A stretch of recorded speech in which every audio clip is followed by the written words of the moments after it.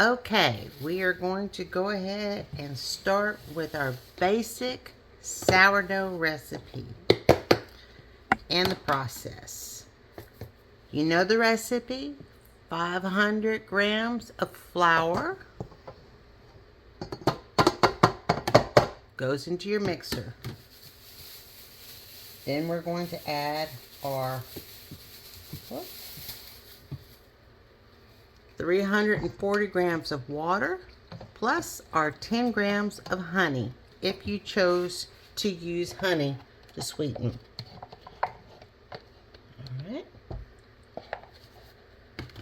We're going to put our dough hook on. Raise our bowl or lower your head and let it go. At this stage, you're going to want a little spatula to scrape down the sides from time to time. But as you can see, our dough is coming together quickly. At the 500 grams of flour and the 340 grams of water and 10 grams of honey, we have a 68% hydration at this point. We do not, I repeat, do not add the salt or starter at this stage. Just these items so they can come together and the flour gets fully hydrated. Once it comes together after about 15 minutes of mixing, yes, 15 minutes on low, we cover this and let it rest for 1 full hour. Now I'm going to stop the machine and go ahead and lower it and scrape down the sides to make sure that nothing gets left behind. I get weird like that. Leave no child behind, leave no flour behind. So I scrape it all down. It's not totally necessary to do this, it's just the way I do it. And you'll notice there's nothing on the spatula basically. And we turn it back on. Now that all the flour and the water has been combined, I'm going to go ahead and crank it up to level 2. And I'm going to let it go for 15 minutes. So I will come back. Alright, it's been 10 minutes, so I'm going to check my dough. It's not sticking. And it's got some strength. And the purpose of doing this was to build up the gluten strength prior to adding your starter and so forth. Now we're at this stage. I'm going to go ahead and stop it at 10 minutes. And because it looks like my dough has really worked. And what we're going to do at this stage is I like to take it off the mixer stand. I can leave the hook in there so it doesn't dry out and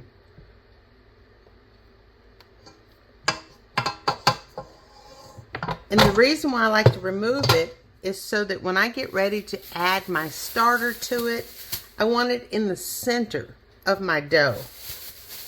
So all I'm doing now is covering it and leaving it here for 1 hour.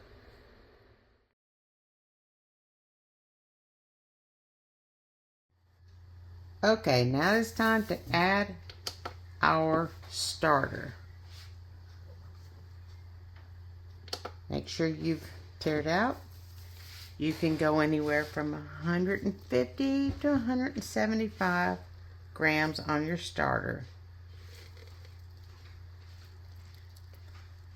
So I have 160 in there roughly. There we go.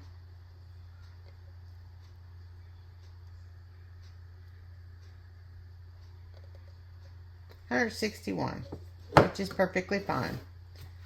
You're going to add your salt, and you're going to add your Tangzong paste. All those get added to this part.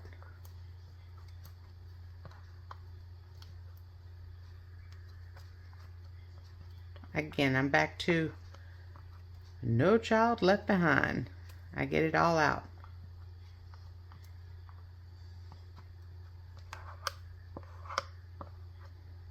Alright. Now we'll return it back to the mixer. And we'll go ahead and continue mixing it. This section will take longer because now we need to develop to the point where we have our window pane.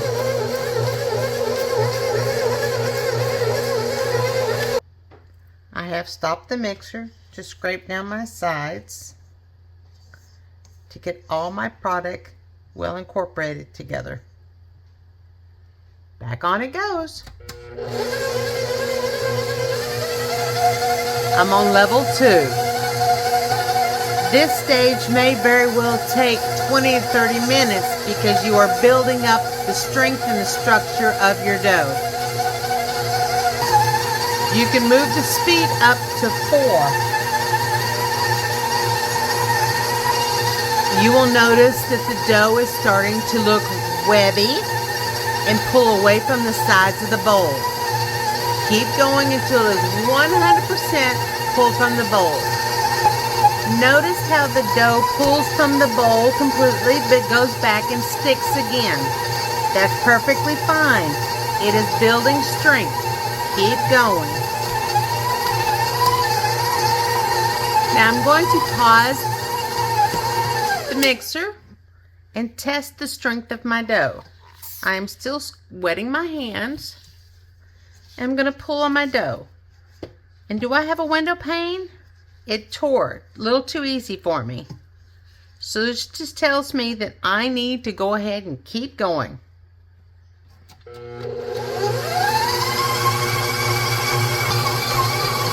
At this point, I've turned the mixer up to a 6. And you'll notice that the dough is completely away from the bowl. We are continually building up our strength.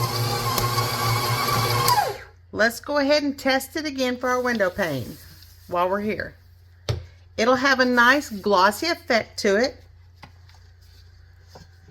Oh wow, that's beautiful. It's still just a little weak for me, so I'm going to go ahead and keep going.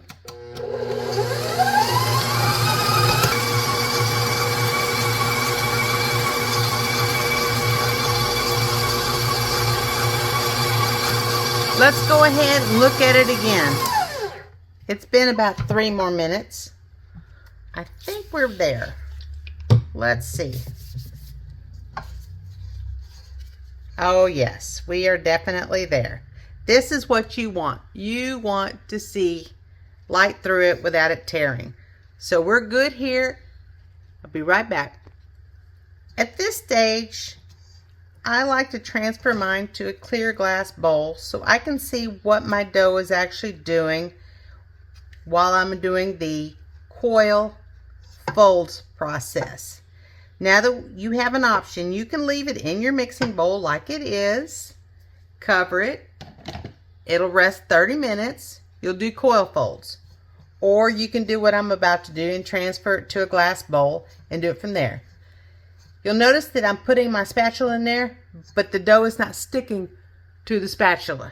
So this tells me I've got my strength built up. Now we'll go ahead and dump our dough into the bowl, and we will end up covering it with a plastic shower cap so that we can see what's actually going on. Now at this stage, if the dough sticks inside your bowl a little bit, that's fine. That's why I like to transfer it to a clean bowl so I can see what's actually going on. And at this stage, we're going to cover it and let it rest for 30 minutes. It is time for our first coil folds. You'll notice that the top of my plastic is hazy. That's the condensation from the dough. We need to wet our hands before starting our coil folds. Coil folds simply mean you go underneath your dough, pull it towards you a little bit.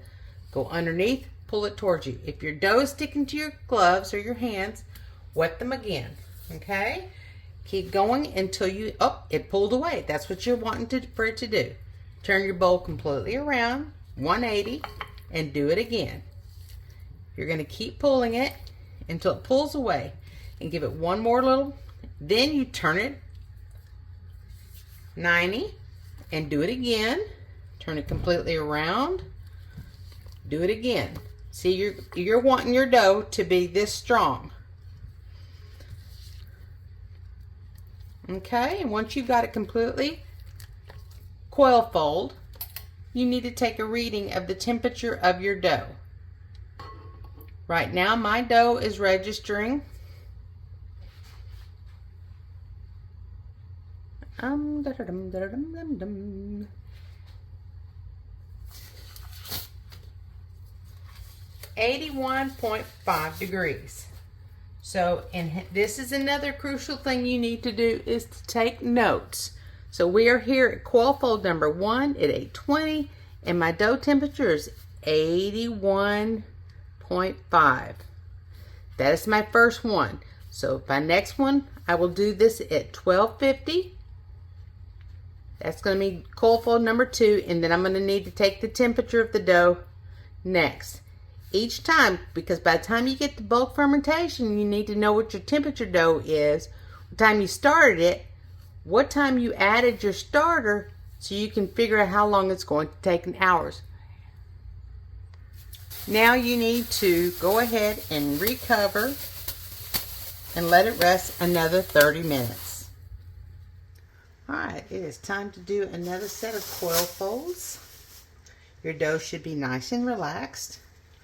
We're going to wet our hands again. Make sure that their hands or gloves are wet. Go and you'll notice that your dough is able to pull away a lot easier from the bowl on this round. And that's good, because this just shows you how strong your dough is.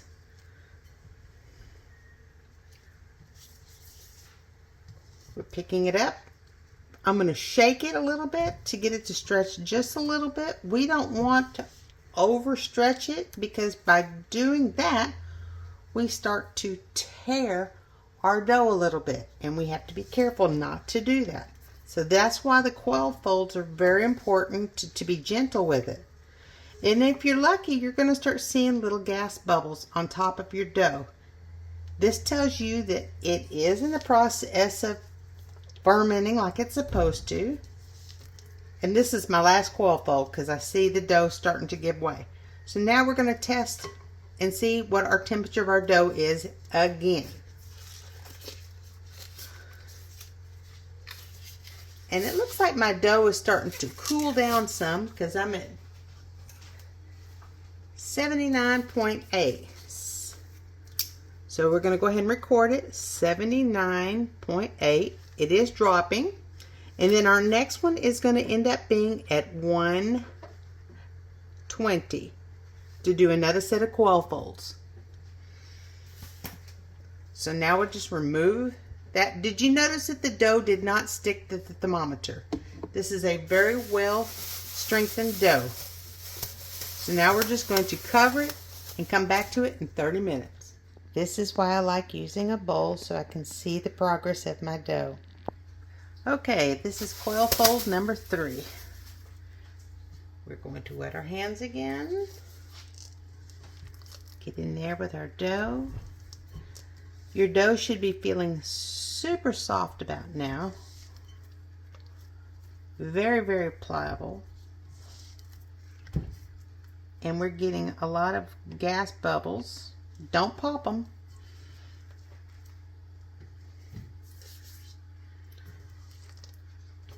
I think I'm at the stage where I don't need any more coil folds. So I only needed 3. I'm going to test the temperature of my dough. So while that's doing that, I can eliminate the coil fold number 4. I'm at 79.3. It is time now for me to transfer my dough to my bulk fermentation container. which you'll notice is going to be a square, straight-sided container. I just drop it down into the container like so. Any dough in my hands. I've got it in there. Now my bulk fermentation container is special because it has a hole in the side that allows me to put a thermometer in there to keep track of the temperature of my dough. And the other one was 79.3, and this one is going to register at 79 degrees. Now that we've got this one done, we're at bulk fermentation stage. I'm going to put our top on there, seal it, and now is where it takes hours for the bulk fermentation to happen. We are at 120, but I need to go back to 1130. I'm at 79 degrees. And this sheet is what I have sent you in the past. So if I'm at 79 degrees, this is telling me 5.5 hours for 30% rise. All right, so if I go back to 11:30, go my 5 hours, 12:30, 1:30, 2:30, 3:30, 4:30. So at 4 o'clock today, it should take 5 hours. So at 4 o'clock today, 79.3.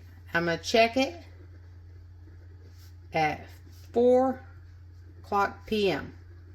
to see if I've reached 30%. And the reason we go back and check, and now, is so that we don't over ferment our dough.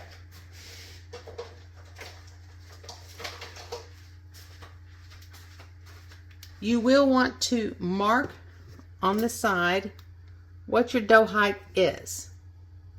Okay? So if we need 30%, we've got 1, 2, 3. All right, so there's my target line.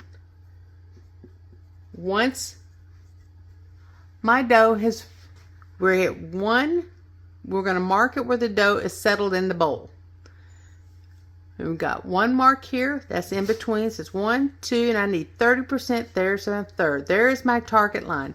When my dough reaches that target line, I know I have reached my limit. Periodically, I will come and check on the actual temperature of my dough. We are still at 79.1. So, again, we've got a ways to go, and if you notice where I marked it at the base right before the curve, and it gives me some space to grow. Okay, I'm at the 4 o'clock mark, and my dough is not risen quite enough, so I'm going to go ahead and let it go for another hour. It's been 6 hours, and the reason why I had to go to 6 hours because my dough temperature kept dropping. It finally got down to 78.3, therefore causing it to go from 5.5 to 6 hours. It is now exactly where it needs to be. Here's my line, here's my dough. So now it's time for me to flip it out onto the counter like so. We're gonna tilt it a little bit so it can just start coming off. You can tell it's perfectly fermented, and because it is not sticking to the container, it's just coming right on out. Perfect. Okay, we have our bench scraper. I'm going to go ahead and start out with water versus flour. And all we need to do at this point is to go ahead and shape it into a ball.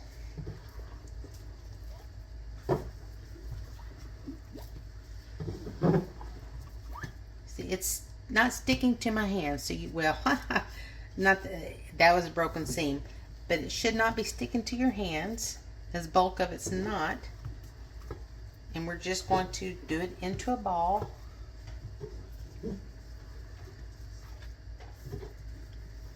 Like so. You'll notice that the top is getting less and less shiny. It's becoming like a matte finish.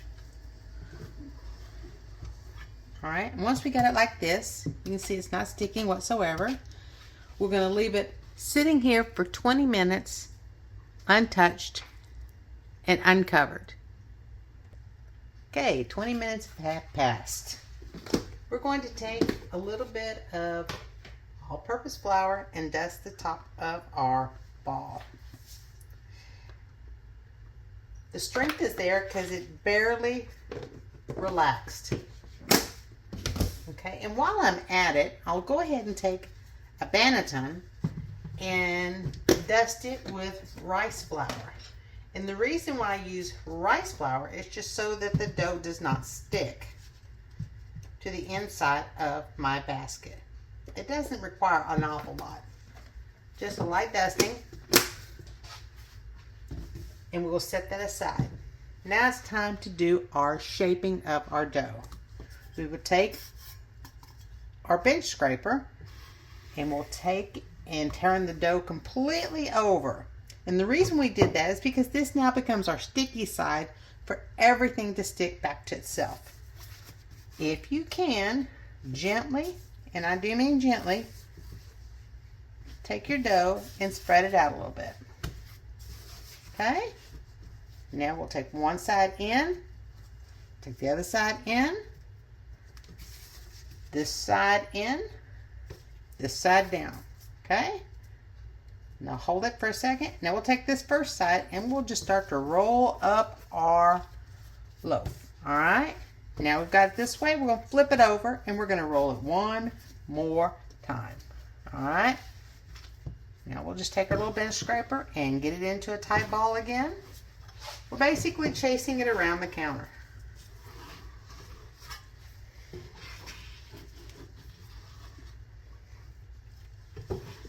There we go. Now we got it into that. We're just going to take the whole thing, flip it right over into our basket like so. Okay? We'll take one side, pull it to the middle, flip it over, pull it back to the middle, hold it down till it'll stay, take the sides, pull it to the middle. We are developing tension for the top. Alright? Alright, now we've got all that done. We want it to kind of stick. If your dough seems a little sticky on the bottom half, that's fine. That tells you have good hydration also. You don't want it to be a soupy mess, but you can have some dough left behind on your fingers. But that just tells you have a good hydration. Now that we've got that part done, all I'm going to do at this stage is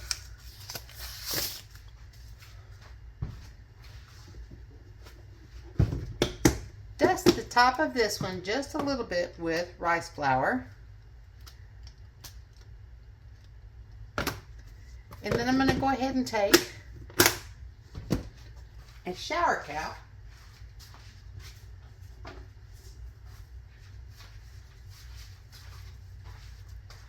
and cover my loaf. This will sit on the counter for roughly 30 minutes to an hour, and then I will take this and put it into the refrigerator until tomorrow when I get prepared to bake it.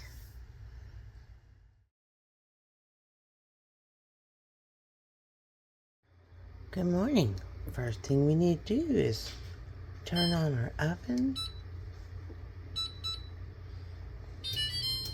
And in the oven, while it's preheating, we have our Dutch oven lid, the pan it will sit on, and then the pan below that in the oven.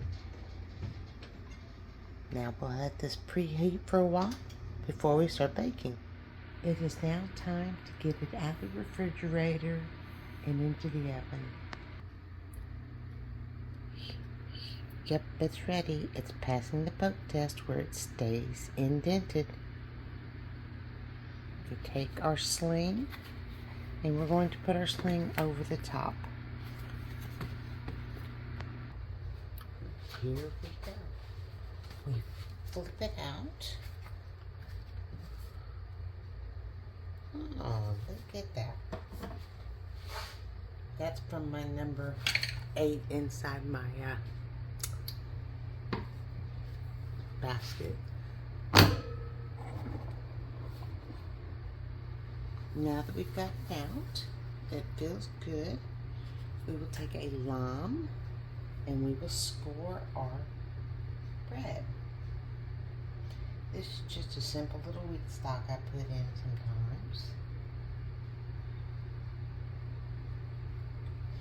And then I'll give it one big cut to open it up. This is my lime. I did cut the razor into a V shape to make it easier to cut the breads.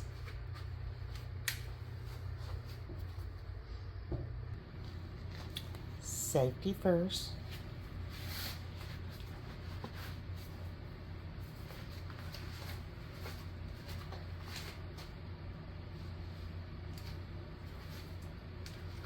I will take my sprayer bottle and spray the top of the surface of my bread.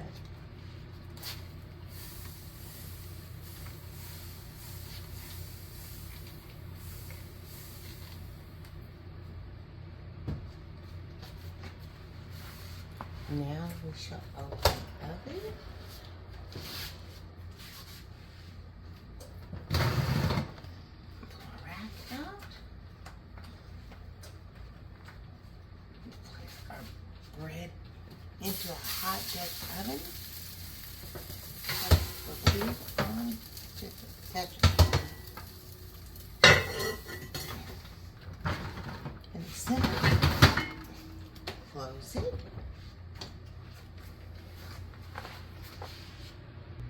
Now I will go ahead and reduce the oven temperature to 450, and I'll put a timer on it for 35 minutes. And then I'll be back. Let's cut her open and see what she looks like.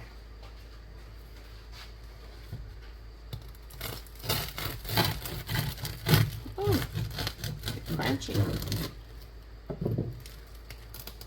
Oh wow, she's a beauty. Perfect. Bon appetit.